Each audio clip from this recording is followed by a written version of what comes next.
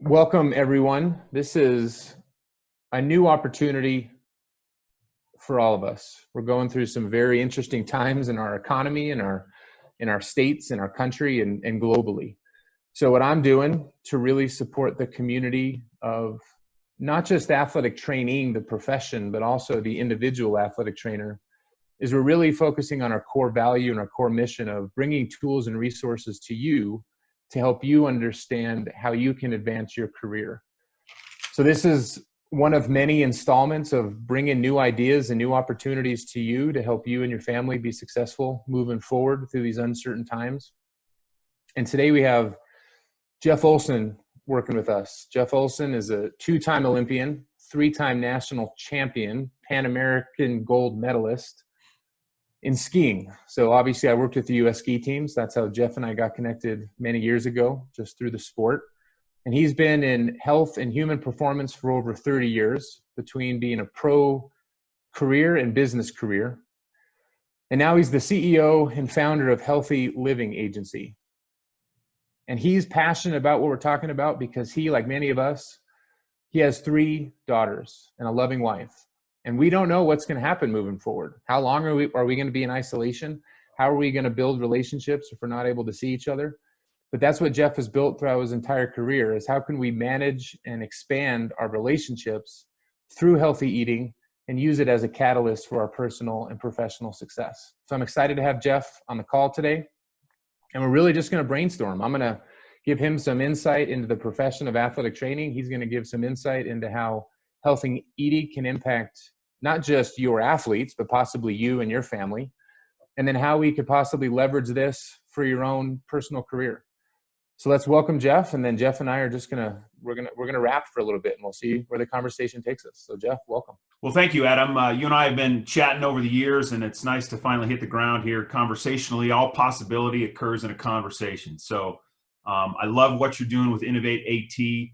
You know, for the last 15 plus years, I have worked with medical professionals, health professionals, wellness professionals, fitness professionals, elite athletes at the Olympic level, at the world championship level, professional level. And this little tiny niche of athletic trainers has been a kind of a blind spot for me in terms of how can I add value to the profession. And you know, when I saw what you were doing with InnovateAT, trying to help athletic trainers think bigger, play bigger, level up, go pro, whatever, you know, cliche you want to use, get on the field of play and, you know, skill up. I got really excited because, you know, athletes in that mindset, you know, tend to be ruthlessly practical and they will do what works, but you got to know about what works first and kind of be enlightened. So I think this is going to be a tremendous platform for your profession. So I'm excited to be here. No, that's great. We'll just kind of dive in so the viewers really understand what Healthy Living Plus is. And just so you know about our demographic, athletic trainers traditionally work in what I call institutional settings, high schools, colleges. They work with pro teams. They work in clinics. And one of the challenges of our profession is we've always just been an expense in the budget. And athletic trainers want to make more money, but unfortunately we've always been just an expense and there's no money coming in for our services. So what's starting to happen is athletic trainers are starting to migrate away from what we call the traditional setting and going into opportunities where they work for themselves or they work for small businesses and trying to support their family. So our athletic population, our customer base is now, or our client base, if someone is in business, ranges from sometimes 10 years old up into their 80s. So let's talk about how Healthy Living Plus can really impact their patients or clients, depending on how they define them, from a performance explanation. How does it impact their performance, their health? Let them know a little bit about the science and some of the publications, you know, the research that you guys have put into it, so they really understand the validity behind Healthy Living Plus. Yeah, look, you know, I'm in the business of functional food. So, you know, at a high level, what's my playground? It's functional food. health food, functional food, supplemental food. We sort of sit between supplements, which is a sort of a hornet's nest of problematic, and the produce aisle and health food. And functional food is really, think of it maybe as a health food technology, and we'll get into that a little bit more. But in the end, if I'm trying to be empathetic to athletic trainers today, and I'm trying to put myself in your shoes, I would encourage you to just look at your profession. And this is just third party outside looking in, right? And I speak this way to doctors, to RDs, to trainers, and everyone else. And now I'm in the athletic space, which is really my alma mater. And I said, you got to think bigger, man. And I would submit that in your community, in your tribe, in your congregation, in your center of influence, you're in the business of health and human performance. And I say human performance is pregnancy. Human performance is better circulation for a diabetic. Human performance is better recovery, right, for an athlete. But getting the body to work better and getting it to higher ground is a performance equation. And we in the athletic world speak the language of performance, and helping, just civilians, access that term performance in a civilian sort of way. Like, oh, maybe I could level up and get, more energy, right? Or maybe I could level up and, get better circulation if you're a diabetic. Now, I am not a certified health professional. You all are, right? I was speaking at a doctor's conference 10 years ago. He challenged me. He's like, how are you talking to us about biochemistry and nutrition? And you're not a certified nutritionist. I said, you're right. I am not a certified health professional, but I do work in health professionally. And dropped the mic, audience paused. I had a beer with him afterwards. I think, just thinking like a professional is really thinking like an entrepreneur. Athletes are entrepreneurs on the field of play. They're resourceful. They take initiative. They're thinking, what's next? How do I do? Problem solvers, and they are on it, right? Nothing, it's just the same in business. And when I was able to translate all my athletic past into thinking like an entrepreneur, hustle, what's next, in the gig economy and the side hustle economy, we have to think smarter. And so being in the space of functional food, bringing it into athletics, I had, you got to first add value, right? And so we come into this conversation in health and human performance. And I don't care if you're an elite athlete professional athlete headed to Tokyo, or you're a weekend warrior Spartan, or you're a type 2 diabetic, or a type A personality, or the greatest generation or next generation. I don't care who you are. Because when you go inside the human body, what brings the body to life and what makes it work is sort of universal applied science. And what we try to do is help the athletic profession expand their understanding of what food, diet, nutrition. Food is a weapon, and it cuts both ways, and it can be a weapon of mass destruction or a weapon of mass vitality. So when we come in and say, look, food is a weapon, I don't care who you are. And basically in the sports world, in the sports nutrition world, there is a traditional thinking mindset, kind of the dogma of carbs, proteins, fats, macronutrients, calories. And that's the frame of reference that I come in and enter. And I say, well, are you familiar with nutrient density? And yeah, I understand nutrient density. Do you understand what it does to the body? And if anyone's seen the movie, the GameChangers movie, that's kind of a provocative, athletic sort of, cold water in the face to say plants, nutrient-dense foods, do other things in the body that help drive human performance. And what are those things? We talk about, with athletes, we talk about building stronger, building faster recovery, right? The adaptive response, right? Building what I call physiological durability. Food does things to the body over time. There's a compounding effect. And you don't need a PhD, you don't need a certification to understand that you need energy, you need calories, you need carbohydrates, you need matter, you need proteins, amino acid to build stuff, right?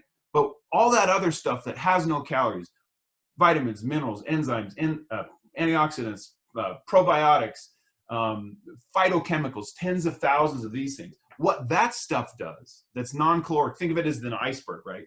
The iceberg, 20% you see, that's carbs, proteins, fats. What resides below the water, 80% of that iceberg, 80% of whole foods, the majesty of whole foods is phytochemicals, phytonutrients, 10, 20, 30,000 of those things. And what that does is provide biotechnology, just-in-time inventory to do stuff in your body. And inside the body, there is a conditioning and compounding effect that food has. right? It doesn't happen in a day, in a week, but you get in the gym and you play that game over years and something happens. Same thing with eating, right? And so I ask athletes, how many, let's say, fruits and vegetables are you eating a day? And they kind of laugh at me, right? Because it doesn't service a caloric requirement. It doesn't service that demand for, 6, 7, 8,000 calories a day. And it's sort of low man on the totem pole. But one of my professional goals is to help pull sports nutrition into the 21st century. And I actually call it human performance nutrition, because it's my belief human performance nutrition is a higher form of sports nutrition, because it fuels for physiological performance first and sports performance second. How many athletes do you know that are fit but unhealthy, right? And we have to get you physiologically fit before you get on the field of play. And that's just basic health 101. That's applied science. And so food does activate stuff in the body. It regulates stuff in the body. It modulates stuff in the body. And what do I mean by that? Activation, modulation, protection. So in modulation, like here we are, we're all in quarantine. Immune system function, immunity, immune system strength, building immune system strength. I can give you a laundry list of athletes that were headed to the big show, the big game, the moment, the Olympic moment, the Super Bowl moment, the Tour de France moment, and they got taken out by a common cold, a common bug, puking in the Olympic Village, diarrhea during the Tour de France, and their immune system. Elite athletes very often have a very fragile immune system. And that has to do with nutrient density. That's number one. Modulation, activation. What do I mean by that? Activating energy output. That has to do with mitochondrial density. I don't have time to get into that, but blah, blah, blah, blah, blah. We can activate stuff. We can modulate stuff. We can protect stuff. And what that drives is a stronger adaptive response, physiological durability, and faster recovery. So in the athletic world, that's a thing, right? But it also can be a thing for your grandpa. It also can be a thing for your wife, your spouse, your kids, or your aunt, or your neighbor, right? This is lifestyle, and lifestyle drives outcomes, as we all know. And between lifestyle and human performance, I think there's an incredible opportunity for athletic trainers to expand their scope of practice, if you will. Talk about scope of practice, and think beyond being an employee. What would a business owner, what would the employer think like, right? And help them think bigger. And that's what you're doing at InnovateAT. And man, go on, but we'll leave it there for the moment. Well, that's a great segue into really what we're doing for the athletic trainer. Is the athletic trainer has always been the hub of information. And for the athletic trainers listening, we know that we don't know everything, but we have the direct channel to get the answer from the expert. And what we're doing with InnovateAT is we're leveraging that relationship, we're leveraging that opportunity to give you, the athletic trainer, the keys to your future. So when you are working at a school or you own your own business, you are the hub of information, you are the resource expert. And we all know there's athletes and parents that are always, and coaches that are always asking us about supplements. What should we eat to perform better? And we might just refer them to a grocery store. We might be a Gatorade school, and that's who we're recommending them go find some supplements from. But what if you really had a stronger and more beneficial toolbox that can not only benefit the athlete, but can also benefit you, sometimes financially? And that's really what Jeff is talking about, is like, let's put our business owner hat on. I joke, athletic training is sitting on $1 trillion industry, because we have what every other discipline wants, which is in healthcare, which is the patient pool. Athletic trainers have trust of millions of people every single day. They're asking us questions, and we're helping you guys bring that to the forefront of monetization and your professional career. So that's really why Jeff and I are talking for you, is to help you realize, hey, if I have this mental shift, people ask me questions. And what if I give them a trusted, scientific-based solution to help them perform better, but it also might benefit me? So then my 2 pain points go away. And all of us know in athletic training, there's 2 major pain points. I don't make enough money and I'm overworked. Well, with InnovateAT, we're really, really focused on making that in a past pain point. We're trying to come up with solutions. So let's dive a little bit deeper into, you've worked with so many different healthcare fields and so many different practitioners. From your experience, yes, there's the science, yes, there's the need, but what about the human behavior of the practitioner to say, okay, I know this has value, but now how do I explain it to a customer so I don't come off, I'll say it, as a cheesy sales, car dealer. Yeah, absolutely. That's great. Yeah. Yeah. So there's a couple things going on there. We got sales and we got money and we got time, and those are loaded terms, man. So this is all fantastic. And I had all of these same concerns and issues. And here's my challenge, right, to listeners is there is a bell curve in life. There's a bell curve in athletics. There's a bell curve in academics. And I'm trying to access the right side of your bell curve, your A game, right? And you can challenge me, you can Shark Tank me, that's awesome, but I'm going to Shark Tank you right back. And so the typical mindset of a practitioner, and that when I say practitioner, I'm talking medical, health, fitness, wellness, athletic. The typical mindset of a practitioner is you're a service-based provider. You do services, right? And you know your services, and you offer your services, and you promote your services, and you sell your services, and people buy your services. Here's the thing about sales. No one likes to be a sleazy salesperson, but the world buys. The world buys. And what if sales actually was a noble pursuit? And that's a whole other, seminar, right? What if sales, and I had this training when I left professional athletics and I finished my degree and I went to work post-athletic career, my first job, suit and tie, working on Wall Street. Mentor said to me, Jeff, and I had a big hang up with sales because I was coming right from that perspective of a sleazy salesperson. He said, things are going to go one of two ways, Jeff. You're going to kind of understand or come to understand that sales is actually honorable or it's not. And I guess you have to figure that one out.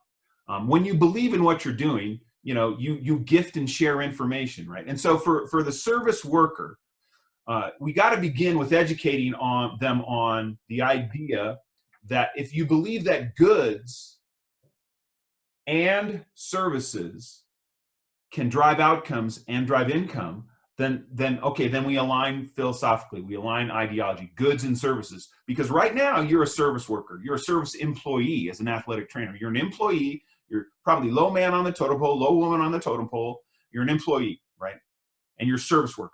And so what if you began to think of yourself outside of your job as a business owner in the world of helping people, thrive and understanding goods and services can drive outcomes and income? Then it's up to you to go find those goods that amplify your services.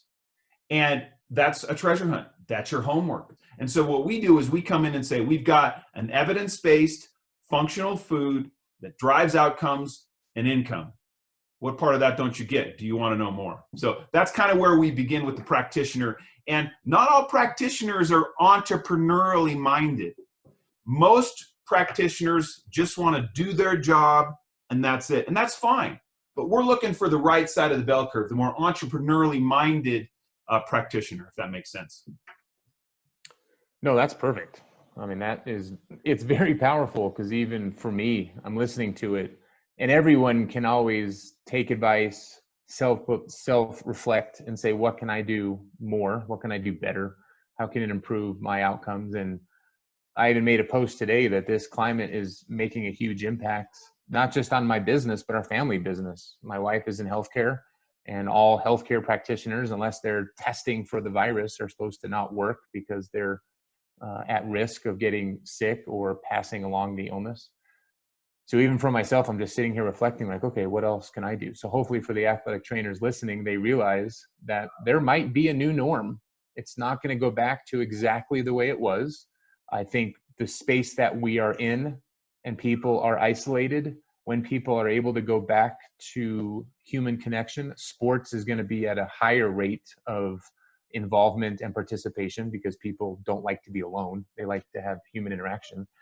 So I think for the athletic trainers that are in business for themselves, or they have a side gig and they are really communicating with the athletes themselves or coaches or organizations, if they have been at home and they haven't been eating well, right? They didn't have all the access to healthy foods and vegetables and they go back into playing.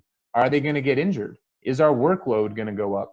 But does that create an opportunity for you, the athletic trainer, to have another resource, have another tool in your portfolio and another tool in your toolbox to improve the outcome of the athlete But really what we're talking about today is also improve your bottom line, and how can your family thrive.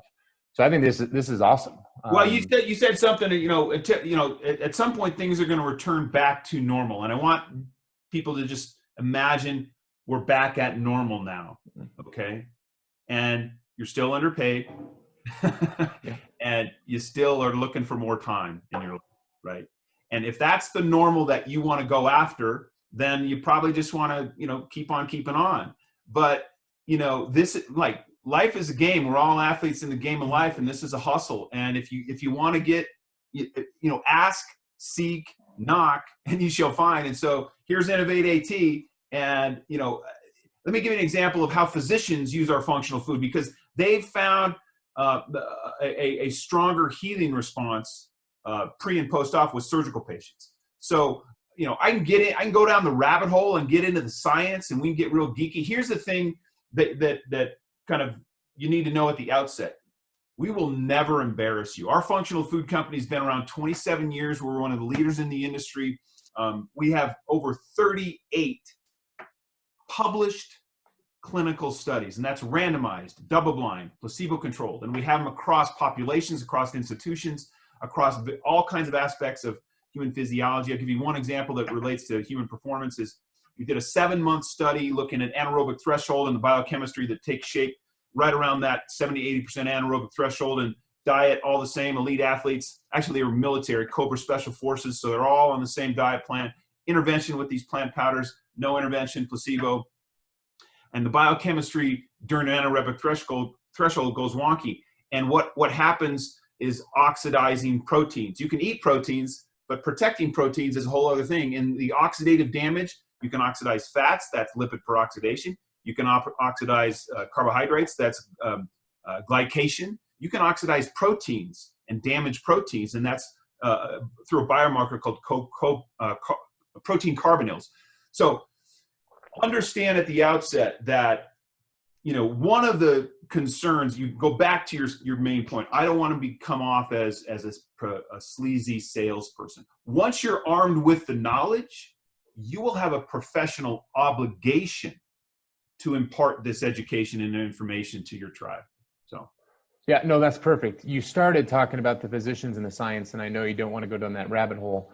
What we're really focusing on with InnovateAT is capitalizing on an opportunity that exists within the change of healthcare, that the government defines healthcare really as an insurance system. So those are the providers that work within hospitals, that work within clinics, and really it's just insurance reimbursement. That's how the government defines healthcare.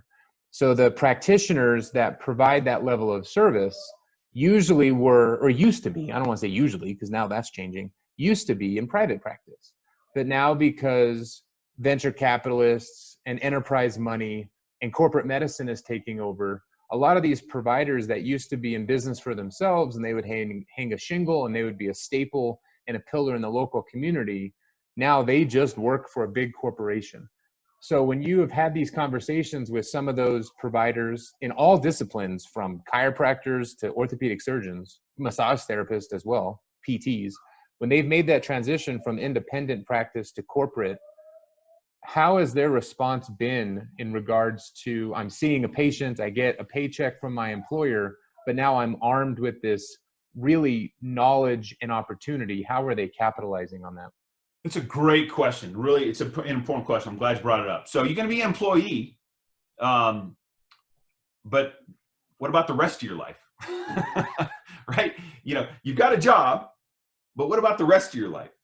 And think of this as a side hustle, a gig that you can do outside of your employment. Maybe or maybe not, your employer will understand, and you can educate your bosses and your people and your decision makers as to the evidence and the efficacy and the professional responsibility you feel you have to bring to bear as an employee in your scope of work, right? We can help you with that, obviously. That's just a matter of, I'll give you an example. A physician we work with was challenged by his partners around using this functional food in practice. And he challenged them right back, right? It's like talking smack, right? Someone talks smack at you. If you got game and you know what you can do, and he threw it right back at him, and it went all the way to the Georgia Medical the Georgia Medical Society presented the evidence, and the Georgia Medical Society backed off, because what's the standard of care? Standard of care is first do no harm, and then it's evidence and efficacy, right? And so he presented the evidence and the efficacy, and it was overwhelming, and they backed off. And so to answer the point, as an employee, you may not be allowed to be an entrepreneur, inside your employee time. So you got to think the rest of your life, your neighbor, your church, your community, you're in health and human performance. When someone looks at an athletic trainer, a civilian, I call them civilians, I don't know why I say that, but just the average Joe looks at an athletic trainer, is like, man, you got game, man. You're in the fitness, you're in the health, you probably know stuff, right? You have influence. There is no question that you have influence. The only question is right now you're renting it out as an employee, which is fine. You get a paycheck, and that's good, and that's your profession, you're passionate about it, but it's plus, right? That's where the plus comes in. You're going to be an employee plus maybe be an entrepreneur and have a side hustle outside of your brick and mortar day job. So does that make sense? No, it makes sense. And this is the point I stress every single day when I have personal conversations with athletic trainers, which really highlight what we're doing and why it's so revolutionary within InnovateAT. Our profession across the board in every single city, in every single state, has two major pain points. I don't make enough money, and I'm overworked. And when I ask that athletic trainer, when was the last time you gave advice to an athlete that is not part of your team? So if you work at a high school, when was the last time you gave advice to a parent or an administrator or a former athlete? If you're at a college, when was the last time you gave advice to a former athlete? And every single one of them says, I actually have a text in my phone that I haven't responded to yet. So all of us are giving away free advice. The only reason we don't make more money is because we don't ask for it.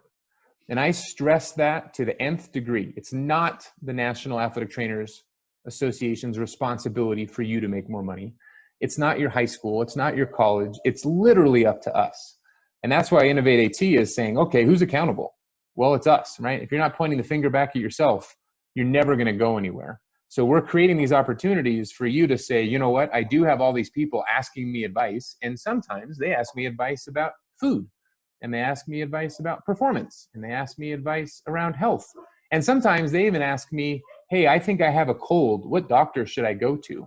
Well, maybe, you know what, maybe you should look at your diet and try some of this before you even go see a doctor, because I know you've been training at 10,000 RPMs for the last 2 months, training for whatever the end result is.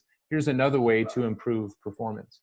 So I really want the athletic trainers to realize you are getting asked every single day to capitalize on an entrepreneurial opportunity. And yeah, you might not be able to ask your athletes at your school, hey, do you want to buy this from me?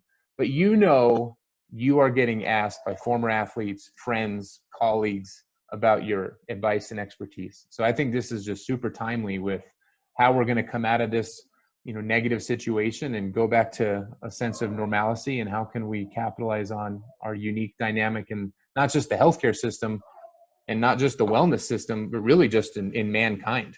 Athletic training is one of a kind, and everybody knows it. And we're really trying to bring that to the forefront. So hopefully this helps you guys. I remember a conversation I had, 10 or so years ago, speaking at a medical conference, and in my era, and tell me if this has changed, and I think it has, but sports medicine, that term sports medicine, was really co-opted by orthopedic surgeons. Somehow orthopedic surgeons owned that little word of sports. When you talk about a sports medicine doc, you immediately thought of an orthopedic surgeon. And if you understand sports and what sports is, and I talk about it, I try to level up just with a narrative, words matter, right? Words matter. And all sports is human performance, right? And so I try to reframe the narrative to human performance as a way for other people to access what I'm up to in the world. Sports, people's brain shuts off. If I'm not an athlete, my brain shuts off. But pregnancy is human performance, right? And I can talk to a diabetic about leveling up and getting, look, healthcare, you talk about changes in healthcare, right? Between accounts receivable and cash flow, well care and healthcare. we're in disruptive times. We're in new times. We're in unprecedented times, historic times. And in those times, it's the gamers that come out stronger. And if you just go back to normal, you're going to have, still, you're not going to be paid as much as you think you should, and you're still going to have less time. And so, we have something that is tried and proven. I've been in this game, 17 years. We drive outcomes and income. We create cash flow. Outcomes and income, and talk about, the functional food that we have. If you want to, I can unpackage that a little bit more if you want. But, the invitation is to reach out to Adam and say, hey, I want to know more about this because you got my attention now, right? So I'm leaning in and I'm ready to be coached and taught because maybe I have a blind spot on things I don't even know. And that's where growth, discovery, and a higher game happen. And that's what entrepreneurs and that's what athletes do is they find out blind spots, those incremental things that can flip the script and help you, get to higher ground. So. Yeah, when you said reach out to me, we could probably do a little bit more information grabbing and, push out really what Healthy Living Plus has to offer, what some of the tools are, if it's research, if it's the actual supplement, or the powder, right? How they can use it, just so they get a greater understanding around it. Yeah, let me just at a high level, okay? I said at the outset, functional food. What are we talking about? We're talking about supplemental food, functional food, and what do I mean by that? We have pioneered for 27 years. I've been involved 17, 18 years. Plant powders, right? Plant powders. So in the pantry shelf of your brain, understand plant powders are not traditional vitamin pills, right? It's plant matter, plant powders, right? And what plant powders do in the body is have a compounding effect. What I teach food conditioning with plant powders. I just enrolled USA Volleyball. I work with a lot of Olympic athletes. We used to be the functional food for the German Olympic Federation, the Austrian Olympic Federation, the Swiss Olympic Federation. We are just about ready to do a deal with the U.S. Olympic Committee as the functional food for the U.S. Olympic Committee. And Procter & Gamble came in and spent $110 million and bought the whole home health category out. So working with athletes, I asked them, are you familiar with food conditioning with plant powders? No, yes, okay, no. And I just enrolled all of USA Volleyball this way. I said, nutrient density does things. And so what our plant powders do is they get in your body every day. It's part of your regimen, and they have a compounding effect. And what you're going to notice over days, weeks, months, and it's months, it's not days and weeks, it's more months, because there is a time, a compounding effect here is you're going to begin to notice things. And we give them sort of an outline of some expectations. But plant powders is really our wheelhouse. And so we've pioneered produce concentrates, plant oils. We've got a whole plant-based approach to omega-3, 5, 6, 7, and 9. Most people don't even know those exist. But we are in the functional food category, more specifically in the plant powder category. And then we back that sort of, does that make sense? We back the common sense and simplicity of that up with 38 published clinical studies that have your professional back. So. No, I'm also thinking as you're talking, there's a lot of athletic trainers that are actual athletes themselves, and they might do CrossFit games, they might ski, they might be really active like myself. So don't just look at it from the professional level, look at it from the personal level. And this might be something that brings your sports and activity up to the A game as well. Well, I can give you graphics and images and decks and we don't pay professional athletes to take our product. Professional athletes take our functional food because it works. And we've had, MVP at Super Bowls, entire NFL teams, entire MLB teams, entire basketball, NBA teams, Tour de France athletes, across power, across finesse, across aerobic, across anaerobic sport at the highest level. Pounding these plant powders because there is a human performance advantage. And so for weekend warriors, this is a no-brainer. For a pregnant person, this is kind of, here's the deal. If you don't eat 9 servings of fruits and vegetables a day, that's the market. Who do you know that doesn't eat 9 servings of fruits and vegetables a day. That's our market. And athletes don't eat a lot because it doesn't service that caloric requirement, and they have not been educated as to why this can drive their performance. So that's the opportunity. No, that's great. I think we'll just continue to build this relationship. We'll work on another, call it a webinar, another video. We'll probably do a live one, right? So then we can really have some Q&A in there and have people register so we know who's going to be involved. Yep. And then probably just wrap it up with what you think they want to know. How can they get more information now before we do those other webinars? Yeah, look, very simple. We can send you information. I would encourage you to do your homework, do your due diligence, and maybe commit during this time of, a friend of mine sent me a term, and it's an ancient word called Selah, S-E-L-A-H, and it means sort of to pause, ponder, and reflect. And we're kind of all going through this right now, and maybe now's the time. If this is of interest to you, say, hey, I want to learn more. And I would say, the invitation is to, get some education so you can make a powerful yes to move forward, or no, not for me, and move on. So if you want to know more, I would just stay close to the fire, close to Adam and InnovateAT, and we can get on the phone, we can get on a conference call. Adam's job is to put me to work for him with y'all. So there's the invitation. No, that's perfect. Yeah, so just stay tuned. But I'm excited to strengthen this relationship, strengthen the opportunity for you, me, and then every athletic trainer and their athletic population, wherever they live and who they serve.